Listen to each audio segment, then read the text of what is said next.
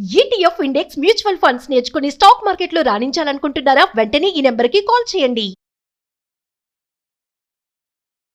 నమస్తే రమగారు. నమస్తే జయ. రమగారు, సిరీస్లు స్టార్ట్ చేస్తున్నాం కదా, అన్నీ ఒక 2-3 భాగాలు వచ్చేలాగా చెప్తున్నట్లున్నారు. మరీ పెద్దవి కాకుండా అలా ఇంకోటి ఏదైనా స్టార్ట్ చేద్దామండి. మేలుకున్న యువరాజు లేదా కళ్ళు ఇచ్చిన యువరాజు, అలాంటిది పేరు మర్చిపోయాను, కథ గుర్తుంది నాకు. మీ పేరా ఇది? మీరు పెట్టిన పేరా? నేను అదే అని భావిస్తున్నా, కాస్త అటు ఇటుగా అంతే అనుకో. ఎప్పుడో 60s లో వచ్చిన చందమామ కథ. మేలుకున్న యువరాజు బాగుందండి. బాగుంది కదా, కళ్ళు విప్పిన యువరాజు బావుల. బాలే, అది పెట్టుకుందాం రమ్మగారు. మేలుకున్న యువరాజు. పూర్వం అవంతి రాజ్యానికి ఓ రాజుగారు ఉండేవారు. ఆయనకి పిల్లలు లేరు పాపం. చాలా ఏళ్ళకి ఆయన వృద్ధుడైపోయాక ఆయనకు ఒక కుమారుడు కలిగాడు. పిల్లాడు భలే అందగాట, చక్కగా ఉన్నాడు. ఆయన సుందరుడు అని పేరు పెట్టుకున్నారు. అందగాడు కాబట్టి పెట్టుకున్నారు. భార్య ఎక్కువ కాలం ఉండాల. పిల్లాడు కాస్త 4 ఏళ్ళు రాసేసరికి ఆవిడ చనిపోయింది. చనిపోతే ఈయన పిల్లాడి బాగోగులు అవి ఆయనే చూసుకునేవాడు, శ్రద్ధగా ఉండేవాడు. కానీ ఆయనకి భయం పట్టుకుంది.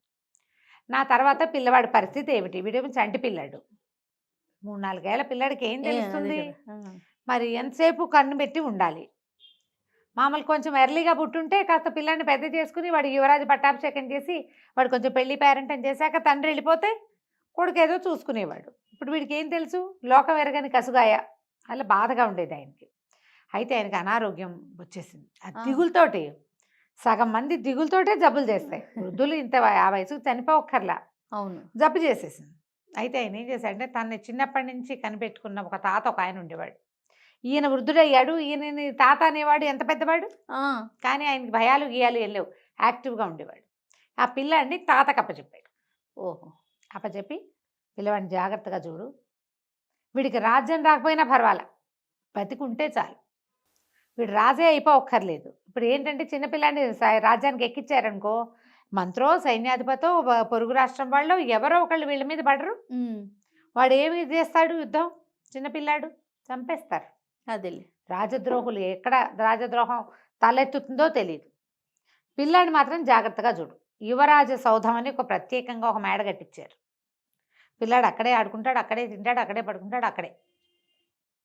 మహారాజ సౌధం వైపుకి వాడిని రానిచ్చేవాళ్ళు కాదు, సేఫ్టీ కోసం, సెక్యూరిటీకి. సెక్యూరిటీ ఉంటుంది కదా, ఒకసారి క్లోజ్ క్వార్టర్స్ నుంచే ఇబ్బందులు వస్తాయి.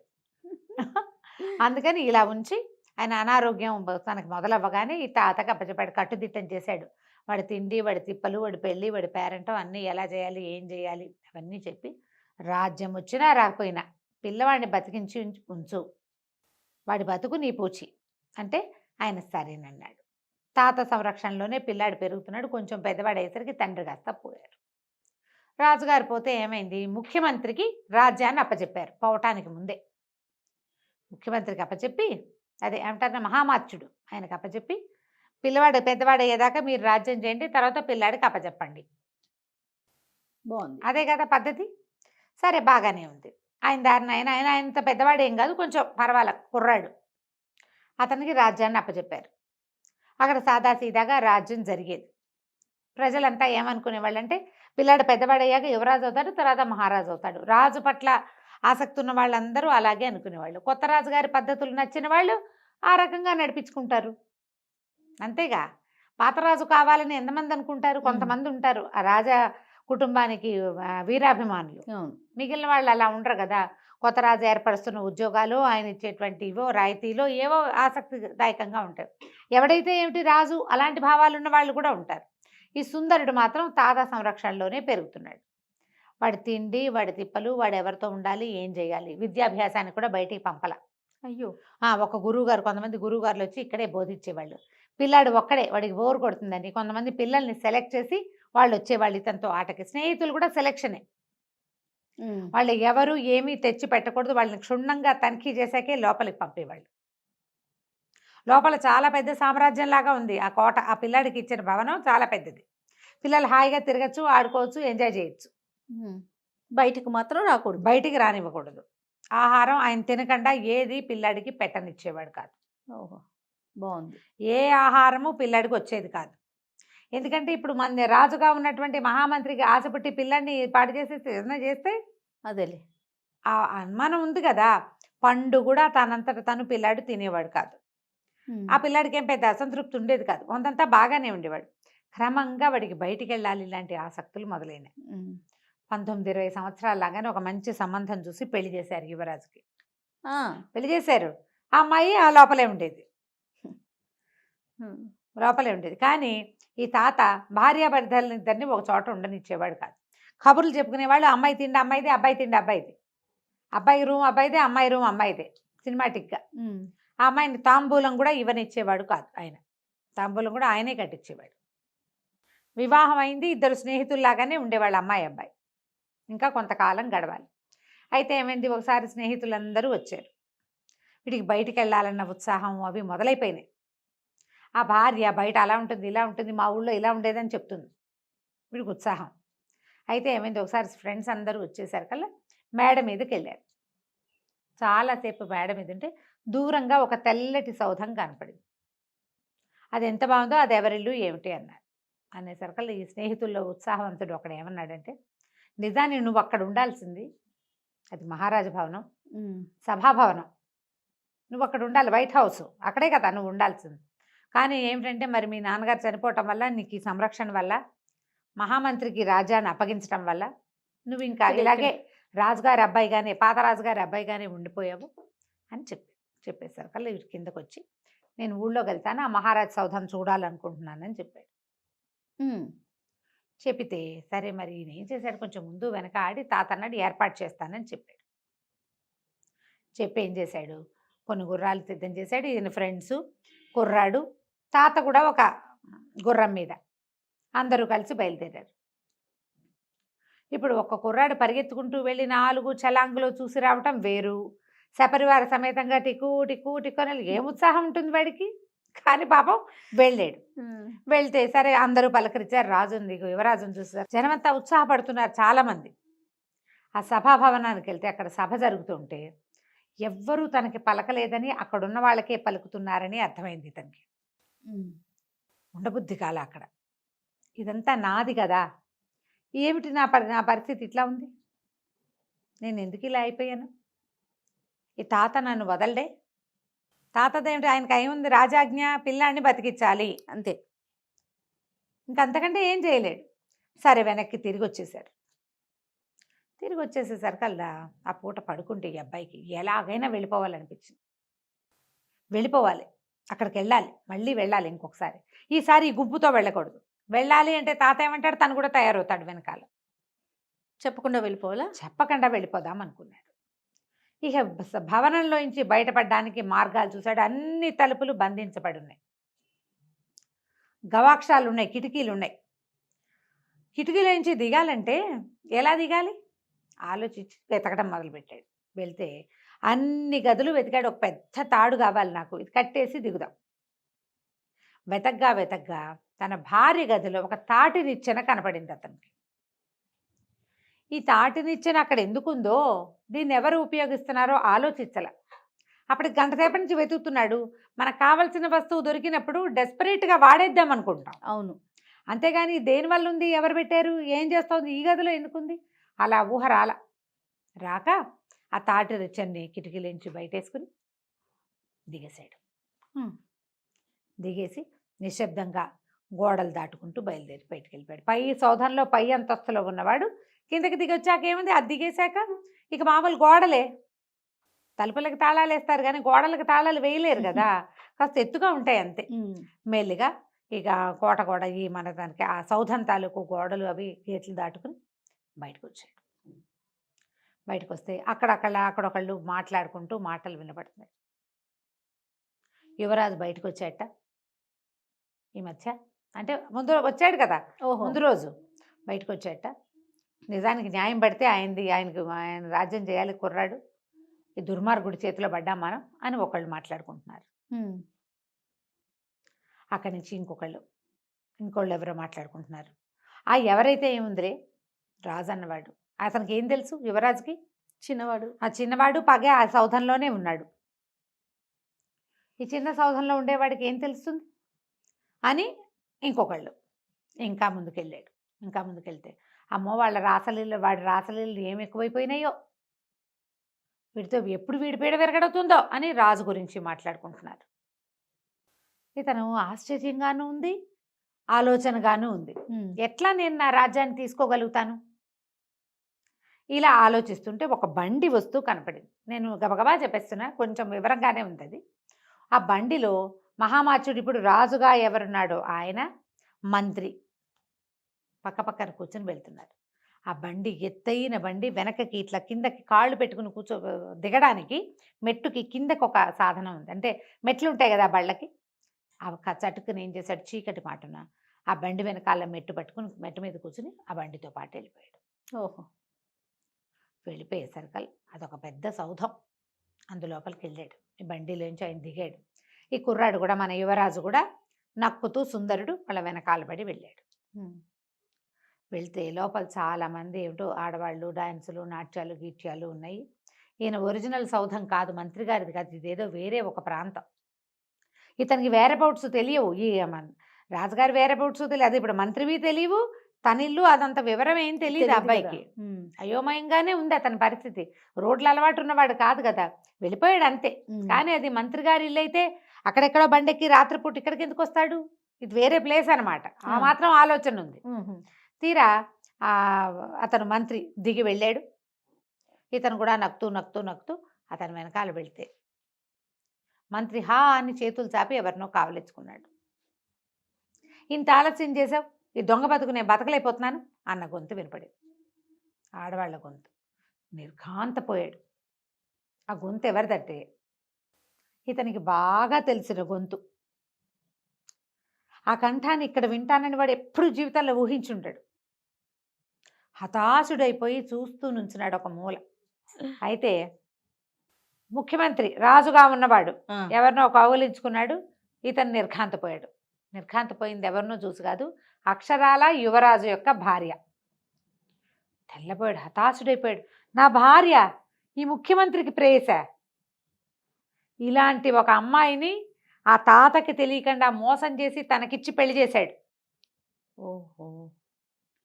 అక్కడి నుంచి ఆవిడ ఈయన తిట్టం మొదలెట్టింది. వాళ్ళ పొద్దున యువరాజు అంత శుభ్రంగా వీధుల్లోకి వచ్చేసాడు, వాడిని చంపేయకూడదు, ఒక బాకు విసిరినా అయిపోయేది కదా, నేను అక్కడ ఉండలేక వస్తున్నాను, ఈ రాత్రిపూట రోజు రహస్యంగా నీకోసం రాలేకపోతున్నాను నేను, ఇవాళ తాటినిచ్చిన ఎవరో వాడారు కూడాను అన్నది. వీడికి అర్థమైంది అప్పుడు, ఓహో ఆ తాటినిచ్చిన అందుకే ఆవిడ రోజు రాత్రి దిగేస్తుంది, ఆవిడ గది వేరు వీడి గది వేరు, ఆవిడ దాని ఆవిడ దిగెళ్ళిపోతుంది, కాసేపు ఏదో పిచ్చి కబుర్లన్నీ చెప్తుంది, అయిపోయింది. నా మీద కుట్ర జరుగుతోందంటే ఇంతకుముందు వాళ్ళిద్దరూ మాట్లాడుకున్నారు, రాజుగా ఉన్నవాడును ఆయన మంత్రిను. బాహాటంగా వస్తే యువరాజు రోడ్ల మీద పడి తిరుగుతున్నాడు, వీధుల్లో పడి తిరుగుతుంటే ఎక్కడా ఏమీ చంపేయకుండా అలా వదిలేశారేమిటి, ఇలాంటివన్నీ విని చివరిగా అమ్మాయి కూడా పూర్తిగా అడ్డం తొలగించుకోవాలని చూస్తున్నారు. ఇంతలో వాళ్ళిద్దరూ మాట్లాడుకుని ఓ చోట కూర్చున్నారు, మాట్లాడుకుని పద లోపలికి వెళ్దామని బెడ్రూమ్లోకి వాళ్ళిద్దరూ గదిలోకి వెళ్ళిపోయారు. హాల్లోంచి వెళ్ళిపోయేసరికల్లా ఇతను ఆశ్చర్యపోయి ఉన్నాడు కదా, చటుక్కని లేచి నిలబడ్డాడు. వాళ్ళ వైపు వెనకాల వెళ్ళడానికి ఒక అడుగు అయిపోయాడు. ఇంతలో ఏమైంది, అక్కడ తగిలించున్న వస్తువు ఏదో చేతికి తగిలి ఖణేల్మని మోత వచ్చింది. మోత రావడం అంటే ఒక ఆడగొంతు వచ్చింది బయటికి. ఎవరది అక్కడ అని, అంతా స్త్రీలే ఉన్నారు, అంతఃపుర రక్షణ. అక్కడి నుంచి కత్తులు దూసుకుంటూ ఆడాళ్ళు పరిగెత్తుకొచ్చుతూ వచ్చేసారు. స్త్రీలే. పరిపోయాడు, పరిగెత్తాడు. ఇక అక్కడ దొరికితే ఇంకా దొరికిపోయినట్టే, పొద్దున్న తరగకుండా వదిలేసారు, ఇప్పుడు తరిగేస్తారు వాళ్ళు. ఇక పరిగెత్తాడు పరిగెత్తాడు పరిగెత్తాడు. ఆ ఉద్యానవనము అదో క్రీడా మండపంలాగా ఉంది, అది చాలా పెద్ద ఇల్లు, ఒక పెద్ద మందిరం. ఆ మందిరాన్ని దాటుకుంటూ అవతల వీధుల్లోకి పరిగెత్తాడు. అయితే అక్కడ ఒక పురాతన మందిరం ఒకటి ఉంది, పాతకాలంలో అది అన్నదాన సత్రమట, రాజు ఏర్పరిచింది. ఈ కొత్తగా వచ్చిన రాజుగారు అన్నదానాలు గిన్నదానాలు అని మానేశాడు. 10 సంవత్సరాలు అయిపోయింది. సుందరుడు 8 ఏళ్లవాడుగా వాళ్ళ నాన్న పోయాడు. ఇప్పుడు 18 సంవత్సరాలు వచ్చినాయి అతనికి, 19 ఏళ్ళు. ఈ 10-12 ఏళ్లలో వీడు బాగా బలపడిపోయాడు కదా. అన్నదానం మూసేస్తే ఆ ఊళ్ళో ఉన్నటువంటి బిచ్చగాళ్ళు, బీద బిక్కి జనము వాళ్ళంతా ఆ బిల్డింగ్లో ఉంటున్నారు. సరే, ఆ జనాల మధ్యలోకి పరిగెత్తాడు. ఆలోచించుకుంటున్నాడు, నా మీద కుట్ర, నేను ఆ మందిరంలో ఉన్నంత కాలమే నాకు రక్షణ, అది కూడా లేదు. ఇప్పుడు భార్య ఒకటి ఉంది, అది ఏనోడు కాటేస్తుందో లేదు, ఏదో ఒకరోజు ఏం చేసేస్తుందో. ఆ తాత ఏం చేస్తాడో, నేను కాపాడగలుగుతాడు? భార్య చేతిలో నుంచి ఎంతకాలం కాపాడతాడు? ఎంతకాలం భార్య భర్తని ఒక చోట ఉండనివ్వకుండా చేయగలుగుతాడు? అతనికి ఏం చేయాలో తెలియలే. అయితే బయట రక్షక భటులు పరిగెడుతున్నారు, ఆడవాళ్ళ అరుపులు వినపడుతున్నాయి. ఇతను అసలు లోపలికి వచ్చేసాడు. ఇంతలో ఏమైంది, సడన్గా ఆ దీపాలు అవి అక్కడక్కడ కొంచెం చిన్న చిన్న నూనె దీపాలున్నాయి. అర్ధరాత్రి అయిపోయింది. ఒక మూల ముడుచుకుని కూర్చున్నాడు ఇతను. కూర్చుంటే ఒక వ్యక్తి లోపలికి వచ్చాడు. ఈ వచ్చిన వాడు మంచి బ్రహ్మాండమైన ఆజానుబాహువు, పెద్ద భారీగా కనపడుతున్నాడు. ఇతను ఏమనుకున్నాడు, సుందరుడు ఎవడో నన్ను పట్టుకోవటానికి వచ్చిన వాడే అనుకున్నాడు. కానీ నిజానికి కాదు, అతను ఒక మంత్రసిద్ధి కలిగినటువంటి గజ దొంగ. వీళ్ళు ఏం చేస్తారట, దొంగల దగ్గర నేత్రాంజనం అని ఉంటుంది, అది కంటికి పూసుకుంటారట రాత్రిళ్ళు. ఆ కంటికి పెట్టుకుంటే చీకట్లో కూడా కళ్ళు కనపడతాయట. ఆ అంజనం పూసుకుని ఈ చీకటిలో ఉన్నటువంటి ఈ బిల్డింగ్ లోపలికి వచ్చాడు. వచ్చి అటు ఇటు నడుస్తూ వచ్చి ఈ కుర్రాడి దగ్గరకు వచ్చి లేపాడు. డబ్బులు ఇస్తాను, పని చేస్తావా అని. ఇతనికి అర్థమైంది ఈ దగ్గర ఏమీ ఆయుధాలు లేవు, ఏదో పిలుస్తున్నాడు. ముందు ఇక్కడి నుంచి బయటకు వెళ్ళడానికి ఒక మార్గం కావాలి. తను బయటకు వెళ్తే తన్ని వాళ్ళు గుర్తుపడతారు. వీడెవరితోటో వెళ్తే గుర్తుపట్టకపోవచ్చు, పనివాడిగా వెళ్తే. నాకేం కళ్ళు కనిపించట్లేదు, చీకటి గుయ్యారం అన్నాడు. దాందే ఉందని ఏం చేశాడు అతను, ఈ నేత్రాంజనం వాడి కంట్లో పెట్టాడు. అంజనం కంట్లో పెట్టేసరికి అంతా కనపడ్డ మొదలెట్టింది. అందరూ మనుషులు ఎడాపెడా పడుకున్నాడు. అంతా మాస్టిగా మురిగ్గా దిగమాలినట్టుగా ఉంది. చాలామంది ముష్టివాళ్ళు, వాళ్ళు దారిపోయేవాళ్ళు ఎవరెవరో పడుకున్నారు. వాళ్ళ మధ్య నుంచి ఎవరిని తొక్కకుండా ఇద్దరు కలిసి దాటుకుని వచ్చారు. పద వెళ్దామని ఎక్కడికో తీసుకుపోయాడు. వాళ్ళ ఇంటికి ఒక గుహలాగా ఉంది.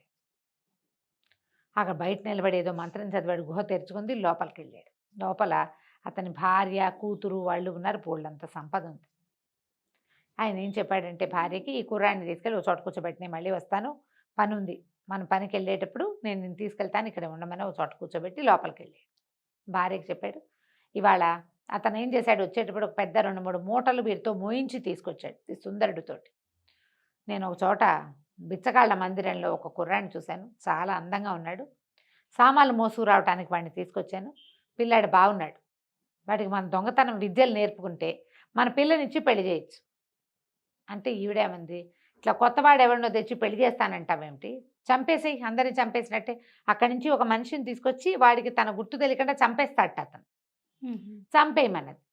వీడు సామాన్లు మోసుకొచ్చాడు, మోసుకొచ్చిన వాడిని చంపేస్తారనమాట. ఆయన దొంగతనం చేసిన వస్తువులన్నీ మోసుకొచ్చారనమాట.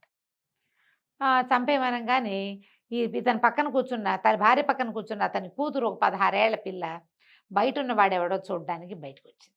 తీరా చూస్తే ఎంత బాగున్నాడు. బాగుండేసరికల్లా అమ్మాయి అంది. గబుక్కొని గబగబా దగ్గరకు వచ్చేసేసి వాళ్ళ అమ్మా నాన్న ఇంకా డిస్కషన్ పెడుతూనే ఉన్నారు.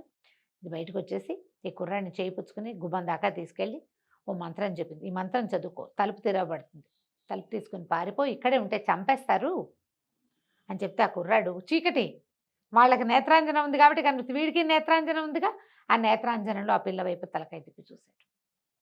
చూస్తే పిల్ల చక్కగా ఉంది, బుద్ధిమంతురాళ్ళగా. ఎవడైనా ఒకడు అనవసరంగా మరణించకూడదు అనుకుని ఆ బుద్ధి నచ్చింది. పెళ్ళంగా ఉండి రాజుని చంపేద్దామని చూసేదాన్ని చూశాడు, అదే ఆడవాళ్ళని నమ్మకూడదు అనుకున్నాడు. చూస్తే ఈ పిల్ల మంచి పిల్లలే ఉంది. సరే ఆ మంత్రం చదువుకుని బయటికి వెళ్ళిపోయాడు. ఆ చీకట్లోనే నడుచుకుంటూ మొత్తానికి తన దారి వెతుక్కుని తన భవనం వైపుకి బయలుదేరాడు. తెల్లవారుతుండగా భవనం చేరుకున్నాడు. రాత్రే ఈ కుర్రవాడు మాయమైపోయిన సంగతి తాతకు తెలిసిపోయింది. వెతుక్కుంటున్నాడు. ఇతను ఏమన్నాడంటే, తాత ఇంకేం భయం లేదు, మనం ఏం చేయాలో మనకు తెలిసిపోయింది, ఏం జరుగుతుందో కూడా మనకు తెలుసు, నువ్వు అర్జెంటుగా వెళ్ళి ముఖ్యమంత్రిని పిలుచుకురా అని చెప్పాడు. రాజోచితమైన బట్టలు వేసుకున్నాడు. తన స్నేహితులందరికీ కబురు చేశాడు, రండి అని. అక్కడి నుంచి మంత్రి గారు వచ్చాడు. మంత్రి రాగానే కుర్రాడు అడిగాడు, సుందరుడు, నన్ను చంపడానికి చాలా ఎత్తులు వేస్తున్నారు, ఇదేనా మా నాన్నకి మీరిచ్చేది, మా నాన్నకి మీరిచ్చే గౌరవం అంటే? ఆ మంత్రి కాళ్ళ మీద పడ్డాడు. నన్ను క్షమించండి బాబు, నేను వాడితో కలిసి లేను, నేను గనక మీ వైపు మాట్లాడితే నా పీక ఉత్తరిచ్చేస్తాడు, నా కుటుంబం కోసం నాకు ఇంకో దారి లేదు, మన రాష్ట్రంలో మన రాజ్యంలో ఉన్న సైన్యాధిపతులు కానీ దండనాయకులు కానీ అందరూ కూడా ప్రభుభక్తి పరాయణులే, కానీ వీడు పాత ప్రభు పేరెత్తంగానే చంపేస్తాడు లేదా జైల్లో పెడతాడు, నగర బహిష్కారం విధిస్తాడు. చాలామందికి అట్లా జరిగిపోయింది. నేను కాకుండా ఇంకా 4 మంత్రులు ఉండేవాళ్ళు, వాళ్ళందరూ ఇళ్ళదారి పట్టేశారు. ఇళ్ళదారంటే పైదారే. మేము కూడా మిమ్మల్ని కనుక వెనకేసుకుని వచ్చామా మేము దొరికిపోతాం. అందుకని ఇక తప్పనిసరి పరిస్థితి అయ్యి మేము అతని వెనకాల ఉండవలసి వస్తుంది. ప్రజలు కూడా విసిగిపోయి ఉన్నారు అతనితోటి. రాజ్యాధికారం మంత్రులు చేజిక్కించుకుంటే ఎట్లా? ఆ కాలం పద్ధతి అది కాదు. క్షత్రియులకే కావాలి. అతని కడు దుర్మార్గుడు. చాలా ఆలోచించి మీ భార్యని కూడా తన ప్లాన్ చేసినట్టుగానే తీసుకొచ్చి మీకు అప్పచెప్పాడు. ఆ పెళ్లి కూతురు సంబంధాలు అవన్నీ కూడా జాగ్రత్తగా ఈ తాతని మోసపుచ్చాడనమాట. అతని వైపు మాట్లాడడం తప్పిస్తే మాకు ఇంకో దారి లేకపోయింది. మీరు ఇప్పుడు ఏం చెప్పమంటే అది చేస్తా, ఏం చెప్తే అది చేస్తా, మీరు ఏం చేయమని చెప్పి ఆజ్ఞాపించినా సరేనన్నాడు. అనగానే సరే, ప్రజలందరికీ తెలియజేయండి యువరాజు పట్టాభిషేకం చేసుకుంటున్నాడని. ఒకటే రోజులో ఈ రోజు జరిగిపోవాలి. వాళ్ళకి ఇంకా ఊహ రాల. రాజకుమారుడు బయటికి వెళ్ళిపోయాడు, వాడు ఇవన్నీ చూసేశాడు, వాళ్ళకేం తెలియదు. పటాటోపంగా వెళ్తే తెలిసిపోతుంది. నువ్వు అందరికీ ఒక వార్త బయటికి రాకుండా తెలియచేయాలి. అక్కడి నుంచి ఈ తమ దగ్గర సైనికులు, వాళ్ళు కొంతమంది సైన్యం ఉంటారు కదా, ఈ అబ్బాయి తోడున్నారు కదా, ఈ అమ్మాయి వీళ్ళతోటి ఆ అమ్మాయిని తన భార్యని పెడరెక్కలు విరిచి కట్టించేసాడు. ఒకేసారి నిన్న వచ్చిన యువరాజు ఇవాళ మళ్ళీ వస్తాడని ఎవ్వరూ ఊహించల. ఎందుకంటే అతను 10 ఏళ్ల వయసులోనో 9 ఏళ్ల వయసులోనో ఒకసారి వచ్చాడు, మళ్ళీ 18-19 ఏళ్ళు వచ్చాక రెండోసారి వచ్చాడు ఊళ్ళోకి. నిరాడంబరంగా గుర్రం వేసుకుని వెళ్ళిపోయాడు. స్నేహితులందరినీ కాసేపు ఆగి రమ్మన్నాడు. పటాలం అంతా పోయిందనుకో, ఏదో పటాలం వస్తుందని చూస్తారు. ఒంటరిగా వెళ్ళే యువరాజుని ఎవరు చూస్తారు? మేఘాల మీద వెళ్ళిపోయి రాజభవనంలోకి ప్రవేశించి వెళ్ళి సింహాసనం మీద కూర్చున్నాడు. అప్పుడే ఇంకా సభ సర్దుకుంటున్నారు జనాలు. ఈ సింహాసనం మీద వచ్చి కూర్చున్న యువరాజును చూసేసరికల్లా ఏముంది, మహారాజుకి అంటారు కదా, యువరాజుకి జయ అని అరిచారు కొంతమంది. ఇంతలో ఏమైంది, దండనాయకుడు రాగానే ఇప్పుడు ఆ సింహాసనానికి విలువ, దాని మీద ఎవరుంటే వాళ్ళ మాట వినవలసిందే వాళ్ళు, అంతే. మహామార్చుడి పెడరెక్కలు విరిచి కట్టి పట్టుకురండి అని కేకేశాడు. దండనాయకుడు ఒకటే పరుగులోకి వెళ్ళిపోయాడు అంతఃపురంలోకి. ఆ రాజుగా ఉన్న మంత్రిని రెక్కలు చేతులు కట్టేశారు వెనక్కి. 2 సైనికులు ఒక్క కర్ర దూర్చి చేతుల మధ్యలో మోసుకుని తీసుకొచ్చేశారు. అక్కడి నుంచి బంధించిన ఇతని భార్యను కూడా తీసుకొచ్చారు. వీళ్ళిద్దరి నేరము ప్రూవ్ అయిపోయింది. ఆ అమ్మాయి ఇతని భార్య, ముఖ్యమంత్రి భార్య. పెద్ద వయసు ఏం కాదు, చిన్న వయసుదే. అప్పుడు చేసుకునేవాళ్ళు కదా అట్లా పెళ్ళిళ్ళు. ఇవి ఇతన్ని చంపేస్తే శాశ్వతంగా రాజు అయిపోవచ్చు, రాణి అయిపోవచ్చు. అక్కడి నుంచి వాళ్ళిద్దరిని కారాగారంలో పెడేశారు. తర్వాత కొరత ఇస్తారు, అతన్ని కొరత ఇస్తారు, అమ్మాయికి ఉరిశిక్ష ఇస్తారు, శిక్షలు విధించేశారు. రాజ్యంలో ఇతను ఇవాళే నా పట్టాభిషేకం, ముహూర్తం లేదేం లేదు, నేను రావటమే ముహూర్తం అన్నాడు. ఆ తాత వెంటనే సంతోషంగా అందరినీ పిలిపించి మధ్యాహ్నానికి యువరాజుకి పట్టాభిషేకం చేసేశారు. పట్టాభిషేకం చేయగానే రాజ్యంలో ఎక్కడెక్కడ ఏమేమి జరుగుతున్నాయో అన్నీ లిస్టు పెట్టరండి అన్నారు. జనరల్గా పోస్టింగ్ తీసుకున్నప్పుడు చేసే పనే కదా. అక్కడి నుంచి బిచ్చగాళ్ళ సత్రంగా పేరుపడిన ఆ పాత సత్రాన్ని దాన్ని రివైవ్ చేసి అన్నదాన సత్రాన్ని చేయమన్నాడు. అక్కడి నుంచి ఇతనికి మంత్రం తెలుసు. అంజనం దారి వేసుకున్నప్పుడు నడిచి వెళ్ళాడు కదా, అక్కడి నుంచి పాదచారిగా అక్కడికి వెళ్ళాడు. ఏ గుహలో నుంచి తను బయటకు వచ్చాడో ఆ గుహ దగ్గరికి వెళ్ళి ఆ మంత్రం చదివి, ఆ తలుపు తెరుచుకుంటుంది మంత్రం చదివితే, లోపలికి వెళ్ళి లోపలున్న ఆ గజ్జ దొంగ దగ్గరికి వెళ్ళాడు. మీ అమ్మాయిని నేను వివాహం చేసుకుంటాను, ఆమె వల్లే నేను బతికి ప్రాణాలతో వెళ్ళిపోయాను అని చెప్పేసరికి అలా అతను పాదాలు పట్టుకున్నాడు. నన్ను క్షమించండి, నేను గజ్జ దొంగ అంటే, నువ్వు కొత్తవాళ్ళుగా ఉండు మాకు, నువ్వు చీకట్లో కూడా చూడగలిగేవాడివి, మంత్రసిద్ధి ఉంది నీకు, మంత్రసిద్ధి ఉన్నవాడు రాజ్యాన్ని కాపాడాలి, అంతే. నువ్వు గజ దొంగగా ఎందుకుంటందుకు, రాజ్యం అంతా నీ చేతిలోనే పెడతాను నేను అని చెప్పి అతన్ని మామగారిగా చేసుకుని ఆ దొంగ యొక్క కూతుర్ని వివాహం చేసుకున్నాడు. రాజు రాణిగా ఎంతో కాలం రాజ్యాన్ని పరిపాలించారు. 20 ఏళ్ళు వచ్చేదాకా నా రాజ్యము, నా ప్రజలు, నా జీవితం అని మేల్కొలుపు రాల. ఒకసారి ఊళ్ళోకి వచ్చి చూసేసరికి అతనికి వచ్చింది తెలిసిపోయింది. ఆ విధంగా మేల్కొన్న యువరాజు కథ పరిసమాప్తం అయిపోయింది. చాలా బాగుంది రమ్మగారు, సింపుల్గా సూపర్.